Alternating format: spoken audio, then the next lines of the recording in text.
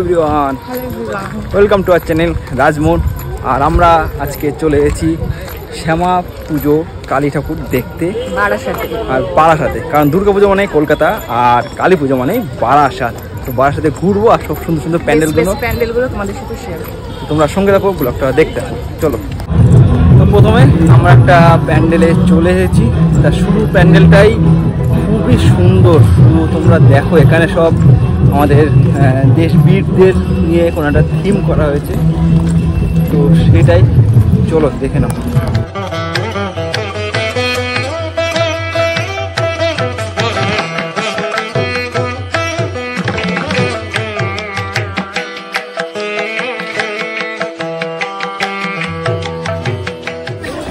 যে প্যান্ডেলটায় চলে আসলাম বারাসাতে, এটা করেছে মায়াপুরের ইস্কন মন্দির।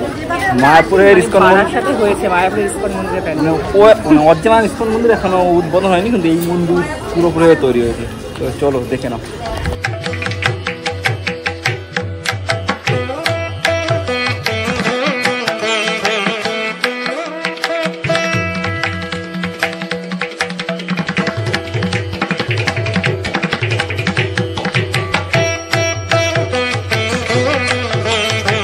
মায়াপুরের ইস্কন মন্দির থেকে আমরা সোজা চলেছি শ্রীকৃষ্ণের দ্বারকা নগর।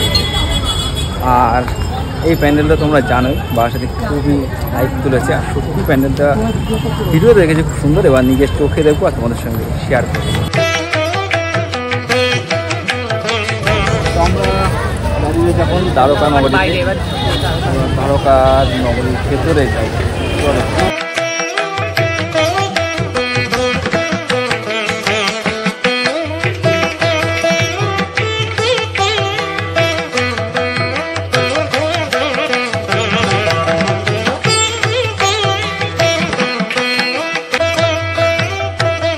দ্বারকা দেখি আমরা চলে আসলাম বৃন্দাবনের চন্দ্ররায় মন্দির দর্শন করতে। চলো তোমরা দেখে নাও।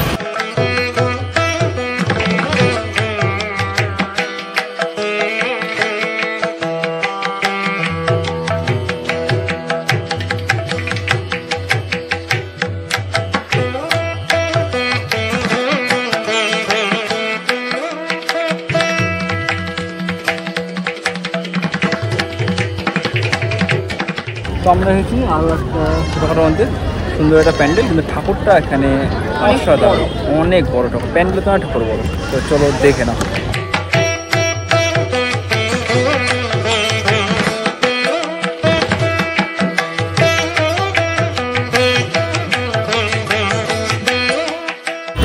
আমরা আমাদের প্যান্ডেলের প্রায় শেষের মধ্যে চলে গেছি।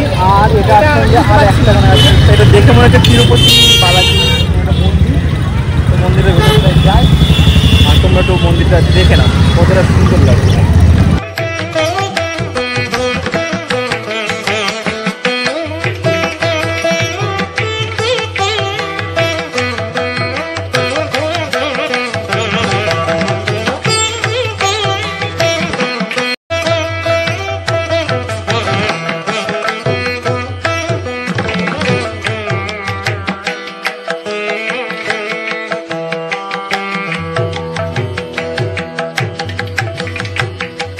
আমরা চলে এসেছি আমাদের সর্বশেষ প্যান্ডেল পাইনিয়র পার্কে।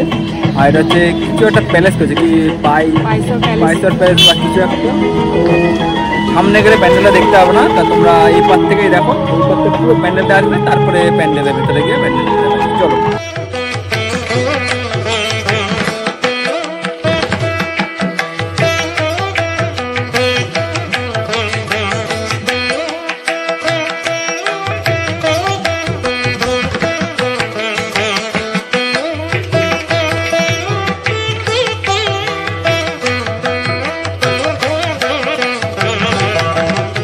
তো আমরা তোমাদেরকে আমাদের সর্বশেষ প্যান্ডেল দেখিয়ে দিলাম পাইনিয়র পার্কে। আর শেষটা কিন্তু খুব সুন্দর হয়েছে।